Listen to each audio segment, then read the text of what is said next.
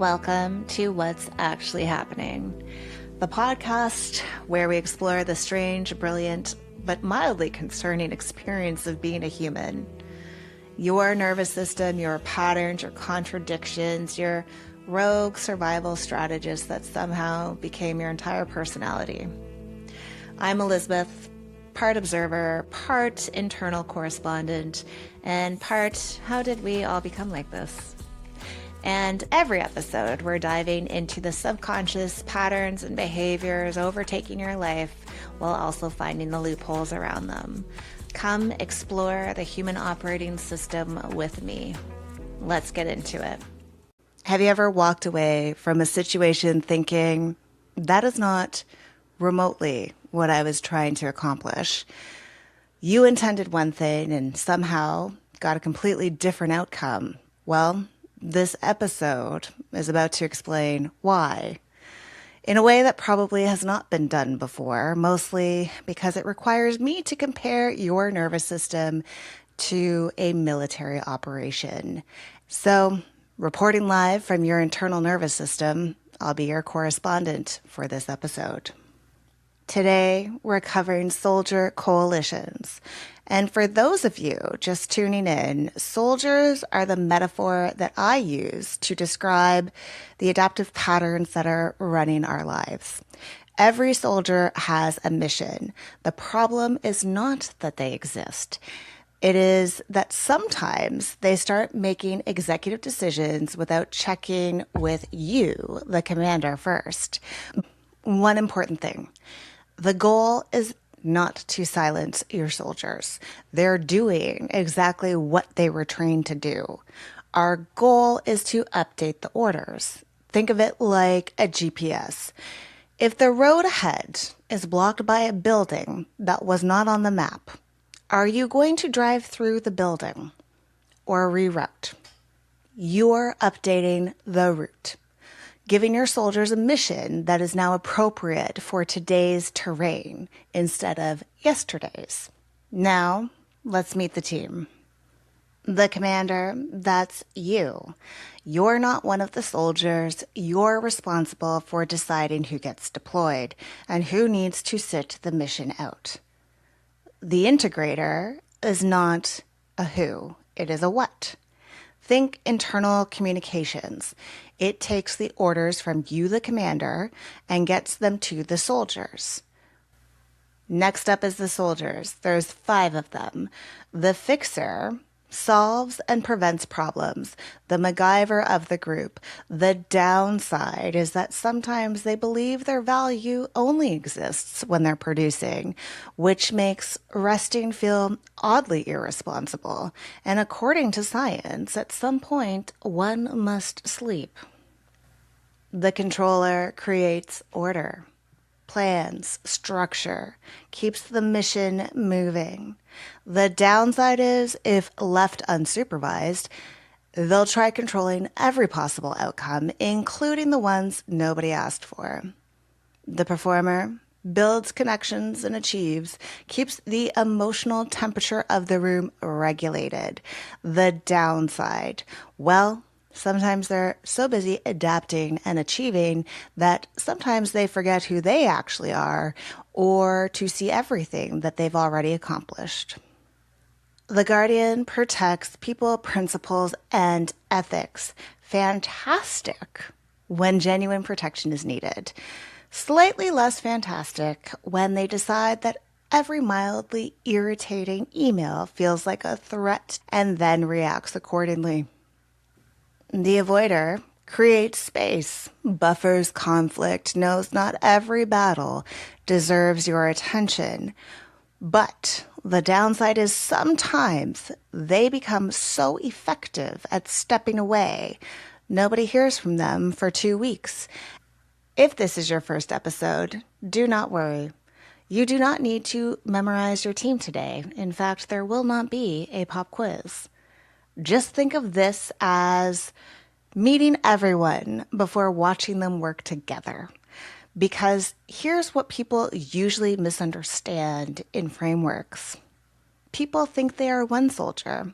Nope. They think the soldiers show up one at a time. Incorrect. They form coalitions. Different situations don't just activate different soldiers. They recruit different teams. Now, isn't that fun? It seems that nobody wants nervous system FOMO, which means that sometimes the controller and the fixer take over. Other times the guardian joins in on the mission. Maybe the performer prevents the argument before it even began. Sometimes everybody shows up at once, and each one absolutely convinced that they should be running that entire operation, which is usually when things get interesting. This is not static personality typing. This is dynamic adaptation. Don't expect to become a 4-star nervous system general after one podcast episode. This is pattern recognition. This takes time. If you are wondering why these soldiers developed in the first place, or why your controller behaves differently than someone else's controller, that's exactly what the individual soldier episodes and upcoming book are for. Today, we're running simulations. Fortunately, they're hypothetical, mostly. So, Commander, here is your first mission. Our first mission is just with yourself.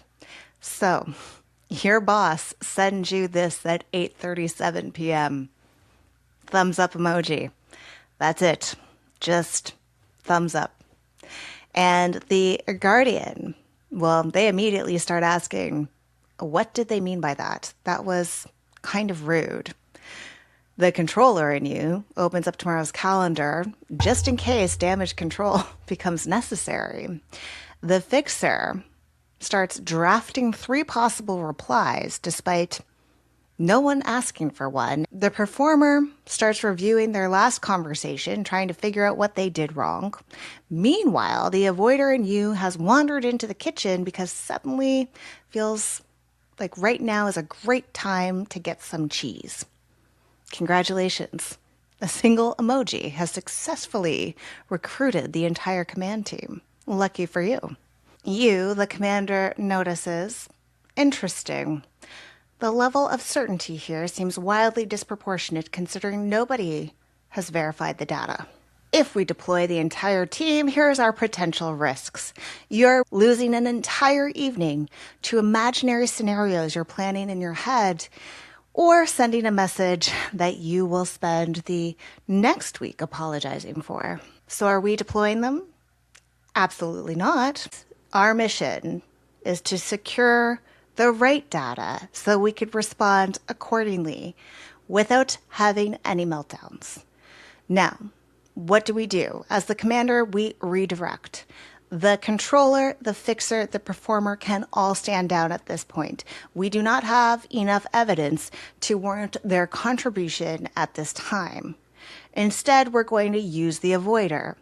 Your mission is to avoid escalating conflict while we gather more information to make a more accurate decision. The Guardian is also going to be deployed to collect evidence, not imagination. But what do we actually know?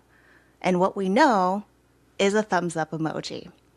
So instead, we're going to clarify, and we're going to reach out and ask, hey, just making sure we're on the same page. You good? Likely a response back is going to be, yep, just meant sounds good. Excellent. The rest of the team can now remain off duty. Your potential wins if you execute this mission. You keep your evening. You also avoid wasting energy solving imaginary problems that might not ever exist. Your soldiers learn something important. Uncertainty does not automatically equal danger. It's time for mission 2. Your friend is about to text their ex again.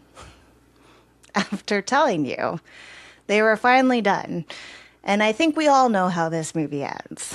So, the common activations that happen with this pattern are the controller immediately sees exactly where this is heading. The fixer starts looking for ways to prevent it. So far, it's looking suspiciously like knocking the phone out of their hand. Your mission objective: help your friend think, not decide for them. The commander notices the controller trying everything to restore order. The fixer feels responsible for preventing another bad decision. So, are we deploying this duo? Nope. It's the wrong answer. I know this is ridiculous. It's accurate. It's very unfortunate, to be honest. But here we are. And now everyone else has to learn as a result. Because our potential risks, if we deploy those two, are you start over functioning. You take responsibility for choices that aren't even yours. And you explain again and again exactly why this is a bad idea. They don't take your advice. Now you're frustrated, they're frustrated. And before long, you're hearing, "You're not listening," or "I just wanted you to support me." Commander, you are now going to deploy your inner avoider briefly, not to disappear, just long enough to stop reacting. And then your inner performer can come out by keeping the conversation open, staying curious, asking questions instead of giving automatic answers. Because the weird thing about us humans is usually when we're asking for advice, we're really asking for someone to witness us and sit with us for a bit, not necessarily to solve our entire life in that moment. So, in the end, if they are actually asking for help, then we can deploy our inner fixer. And some observable response might be, "Okay, I see that you have a lot on your mind about this. Can you tell me what outcome you're hoping that this text gives you?" And then you're going to wait for them to respond. If you execute your mission, your potential wins include your friend slowing down long enough to actually think, your friend actually feeling heard, you not wasting your time by giving advice that was never going to be taken and you resenting them for it after. Solutions are only offered if they actually wanted it. And if your friend happens to text them anyways, you remember something important. It was never your mission to make the decision. Our final mission is everyone keeps changing the plan halfway through the work project, and now nobody knows entirely who is responsible for what. So, common activations that will happen in this moment: the performer trying to keep everyone happy and avoid coming across as too controlling. The avoider starts mentally checking out because the lack of structure is becoming exhausting and there is far too much drama in infighting. The controller starts keeping track of everything.